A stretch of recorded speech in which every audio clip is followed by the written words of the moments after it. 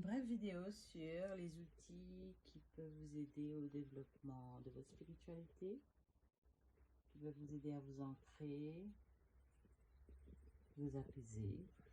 Donc je vais commencer par l'encens, bien sûr, hein, tout le monde connaît l'encens. Il existe plusieurs types de senteurs. Là c'est Spiritual Love, des cônes. Sinon vous pouvez prendre des sticks comme ça. En général moi je les prends chez Ananda. J'aime bien ce qu'il propose. Voilà. Il y a aussi là où Sarabia, que j'aime beaucoup. J'utilise comme parfum pour la maison. On peut aussi le mettre dans le gel douche, dans l'eau de la serpillière, dans la machine à laver avant de laver les vêtements. Pour ceux qui sont adeptes du pendule, j'utilise le pendule depuis très jeune, à l'adolescence. Sinon j'utilise le pendule intérieur, c'est une autre technique. Alors ce sont des amplificateurs ici d'énergie pour les chakras. J'utilisais beaucoup ces outils là avant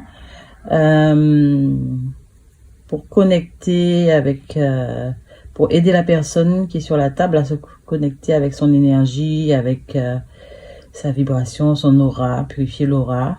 Bon, j'utilise plus trop ça puisque je suis passée à un autre niveau. Donc ces outils-là, en fait, ils me servent plus de décoration qu'autre chose, mais je n'en ai plus vraiment besoin. Le mala, vous avez certainement vu beaucoup de moines bouddhistes en avoir. Donc c'est l'équivalent du chapelet. Hein. Le mala, il y a 108 boules, il est formé de 108 boules, et à chaque boule, on récite un mantra. Donc, une évocation, un mantra, une prière, c'est exactement ça. Le mantra, c'est juste une prière chantée. Parce que tout ce qui est dit, le verbe crée, donc la parole est une vibration. Ça va vous être favorable au niveau de l'univers. Voilà, les malas. Les malas existent en pierre, donc souvent on retrouve différentes pierres. On peut utiliser des pierres comme le quartz rose, qui équilibre le chakra cœur, l'amour, la communication avec le lapis lazuli. C'est une pierre bleue. Voilà, on peut avoir de l'œil de tigre aussi, la jaspe pour l'ancrage. L'œil de tigre, ça ressemble à ça, la jaspe, ancrage, chakra racine. Puis après, on a aussi l'améthyste. On retrouve l'améthyste ici. Troisième œil, coronal. Voilà. Après, en lithothérapie, c'est vrai qu'avant, j'utilisais aussi beaucoup de pierres pour les soins. Mais je ne trouve plus ça intéressant. Et puis à force d'évoluer, de travailler, on passe à un autre grade. Voilà, ça c'est une labradorite. C'est la pierre fétiche des thérapeutes. C'est une pierre qui permet de rétablir l'énergie dans le cabinet, de bloquer les mauvaises énergies aussi. C'est un filtre. Voilà, c'est un très bon filtre, une très belle pierre à avoir sur son bureau, dans son cabinet. Si vous êtes thérapeute, une labradorite. Je vais vous mettre en commentaire les propriétés, mais c'est vraiment excellent. Et puis on retrouve sonothérapie, donc j'en fais aussi avec les bols tibétains. Donc ça peut être bol tibétain ou ça peut être des fois je me mets à fredonner un air pendant que la personne est sur la table. C'est vraiment intuitif, hein, les séances de thérapie de guérison. Il faut savoir que les bols sont des bols fabriqués à base de 5 métaux. Donc ils sont assez lourds aussi, et la vibration du bol permet de rééquilibrer les énergies dans le corps. Alors comment ça marche? On est composé d'eau et l'eau est très sensible aux fréquences. Donc la vibration qu'émet le bol, on ne voit pas à l'œil nu, mais on ressent la vibration. La vibration, elle vient comme ça. La vibration qu'émet le bol, va venir travailler sur notre épiderme, sur nos fluides corporels, sur tout ce qui est liquide dans notre corps et aussi tout ce qui est subtil. C'est comme quand vous écoutez une musique et puis vous avez des frissons, vous avez la chair de poule. Donc c'est exactement ça. Voilà, ça c'est une petite partie de choses qui peuvent être intéressantes pour vous. Si Si vous êtes dans le début d'une recherche de vous-même, si vous entrez dans le cheminement vers une paix intérieure, une harmonisation, un équilibre, et puis après vous pouvez aussi, comme je disais, après vous pouvez intégrer d'autres pratiques comme la respiration, vous pouvez voir un thérapeute aussi en hypnose, vous pouvez aussi faire du yoga, du qigong, du tai chi, tout ce qui permet aussi de retrouver une sérénité en soi, un calme, apaise le mental, surtout pendant cette période où on cherche beaucoup à se défaire de cette sensation qu'on a d'étouffement, d'oppression. Donc on cherche à se libérer et on va aussi travailler tout ce qui est respiration, tout ce qui est calme, tout ce qui est apaisement. Garder quand même le moral, garder la pêche.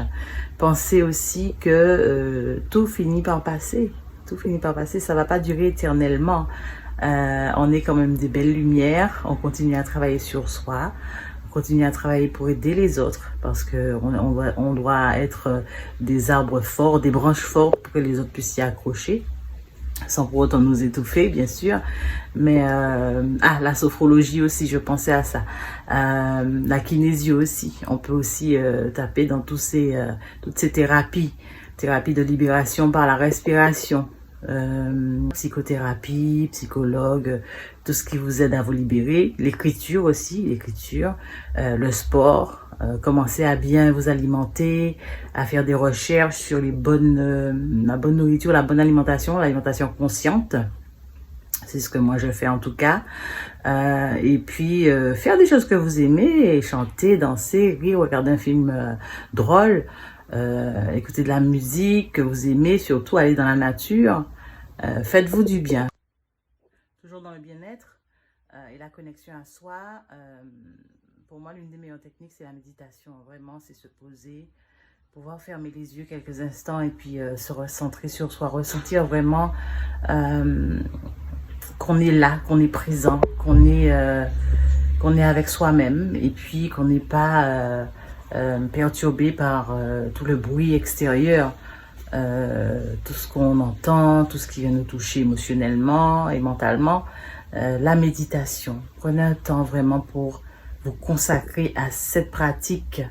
D'ailleurs, j'ai partagé quelques méditations sur ma chaîne YouTube que je vais vous mettre en lien avec cette vidéo pour déjà commencer petit à petit.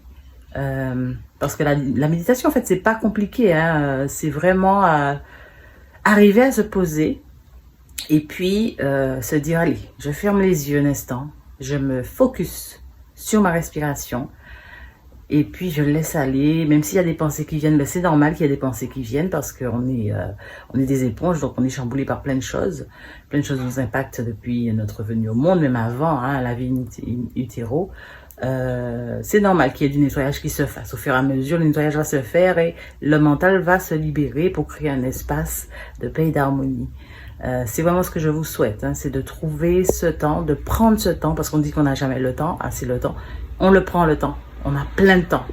On a plein de temps, on gaspille, plein de temps qui passe et qu'on n'a rien fait de concret. Alors, semez la graine aujourd'hui.